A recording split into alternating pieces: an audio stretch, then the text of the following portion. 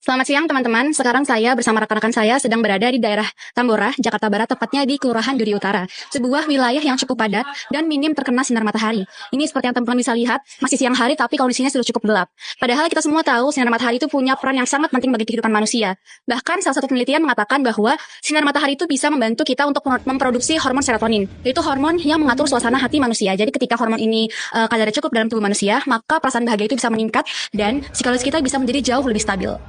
Namun kondisi di daerah Kelurahan Duri Utara ini agaknya cukup jauh dari kata ideal karena kondisinya ini agak padat, gelap, dan bahkan agak lembab.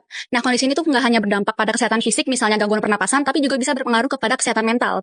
Karena tanpa adanya cahaya alami dan ruang terbuka, manusia itu rentan mengalami stres, kelelahan, atau memiliki perasaan terkukung karena tidak memiliki ruang personal yang nyaman. Nah, pada kesempatan kali ini kita mau bahas nih, gimana sih kesehatan mental warga yang tinggal di sini, bagaimana mereka bisa berbagi ruang di tempat yang begitu terbatas, serta kenapa banyak dari mereka yang masih betah untuk bertahan di sini, padahal secara objektif, tempat ini terlihat begitu memberikan banyak tekanan.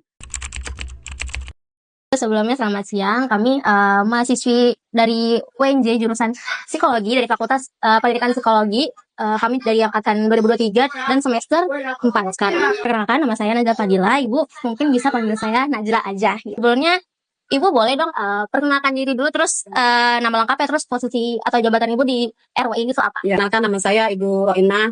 Saya sebagai kader di Mantip di RW 7 Kelurahan Duri Utara. Ibu boleh cerita nggak Bu, kayak setahunya Ibu aja, kayak asal-usul kenapa daerah ini tuh bisa padat banget tuh, kenapa?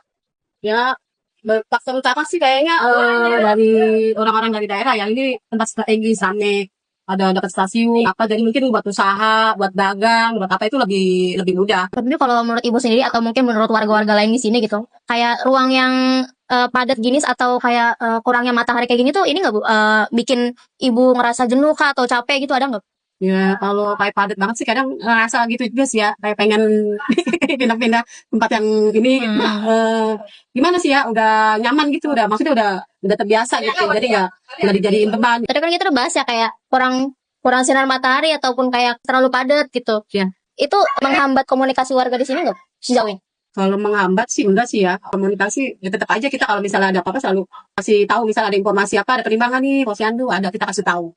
Kalau Ibu lagi ngerasa capek gitu, biasanya Ibu punya cara nggak atau punya siasat biar kayak pulih lagi gitu? Capek kalau lagi tidur kalau memang benar-benar capek nih, udah habis kegiatan udah capek tidur bulan sekali, kalau enggak suka ngadain tur kita warga-warga sini. Kalau menurut Ibu, jika ada yang bisa diubah dari lingkungan ini tuh apa yang harus diubah? Ya, Harus dirubah kayaknya susah sih ya, kalau merubah maksudnya tempat yang udah yang memang orang ini udah tinggal di sini susah juga Kak, mau merubah paling tambah, kalau enggak dirubah paling penghijauan. terus kalau misalnya Ibu atau warga sini gitu mau dipindahin ke tempat yang lebih lapang itu kira-kira bersedia nggak? Atau emang udah nyaman aja tinggal di sini? Kayaknya kalau saya yang belum punya rumah mah nggak apa-apa.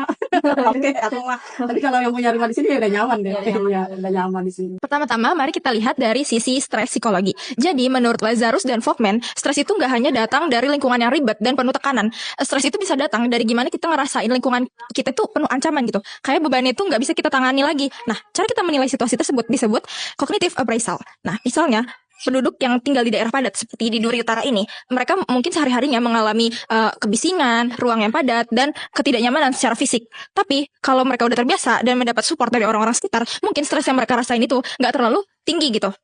Gimana mereka menanggapi lingkungan sekitarnya, itu juga memengaruhi kesehatan mental mereka gitu. Semua cara mereka menilai situasi tersebut dan strategi coping yang mereka pakai, itu juga bisa memengaruhi kesehatan mental mereka. Nah, contohnya strategi coping yang dipakai, mungkin mereka copingnya dengan berinteraksi dengan tetangga, atau misalnya bersosialisasi di gang-gang tersebut, atau membuat rumah mereka menjadi nyaman, atau bahkan mereka juga melakukan jokes gitu tentang keterbatasan dan ketidaknyamanan yang mereka rasakan. Hal-hal kecil seperti itu yang menjadi strategi coping mereka untuk tetap menjaga kesehatan mental mereka seperti itu.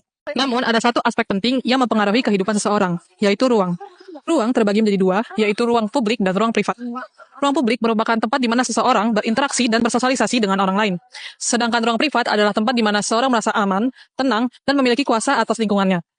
Di Duri Utara ini, antara ruang privat dan ruang publik menjadi kabur.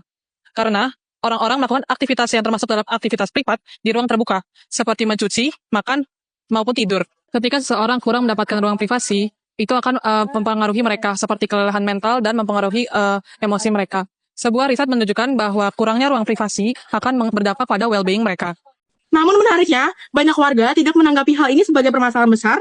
Lalu mengapa? Kondisi ruang yang sempit, keterbatasan sinar matahari, hingga minimnya privasi. Semua tampak seperti sumber tekanan. Tapi justru banyak warga yang tetap bertahan. Memahami hal ini, kita perlu melihat manusia beradaptasi terhadap lingkungan. Adaptasi teori yang dikemukakan oleh Helson tahun 1964 menyatakan bahwa standar kenyamanan seseorang bisa berubah sesuai pengalaman yang berulang. Semakin sering seseorang tertentu, maka kondisi itu akan menjadi titik acuan baru. Di Duri Utara, keterbatasan sudah menjadi bagian dari keseharian. Maka, bukan berarti warganya tidak melihat masalah, tetapi mereka sudah beradaptasi secara psikologis. Adaptasi ini diperkuat oleh faktor-faktor lain seperti kohesi sosial, rasa aman, dan kenangan masa kecil yang membuat tempat itu terasa seperti rumah. Artinya, rasa betah bukan berarti lingkungannya ideal, tetapi karena standar adaptif. Mereka sudah terbentuk berdasarkan pengalaman hidup yang konsisten. Jadi lingkungan memang bisa mempengaruhi kita baik secara fisik, sosial maupun psikologis. Tapi reaksi kita terhadap lingkungan itu tidak selamanya harus putih maupun hitam. Nah, dengan memahami teori stres, ruang, dan juga adaptasi, kita jadi bisa paham kalau warga di Kelurahan Duri Utara ini tidak hanya sekedar tahan banting, tapi juga memiliki makna persepsi sendiri terhadap tempat tinggal mereka. Tapi kita juga tidak bisa menyebut adaptasi sebagai kenyamanan, karena warga bertahan bukan karena betah, tapi karena memang tidak punya pilihan lain. Nah, sekarang pertanyaannya, apakah kita mau terus membiarkan warga terus-menerus hidup seperti itu, atau membuka ruang bagi perubahan? Nah, di sini pemerintah, arsitek kota maupun masyarakat harus bersatu untuk membangun kehidupan yang lebih layak, karena semua manusia berhak untuk mendapatkan hidup yang sehat dan juga manusiawi.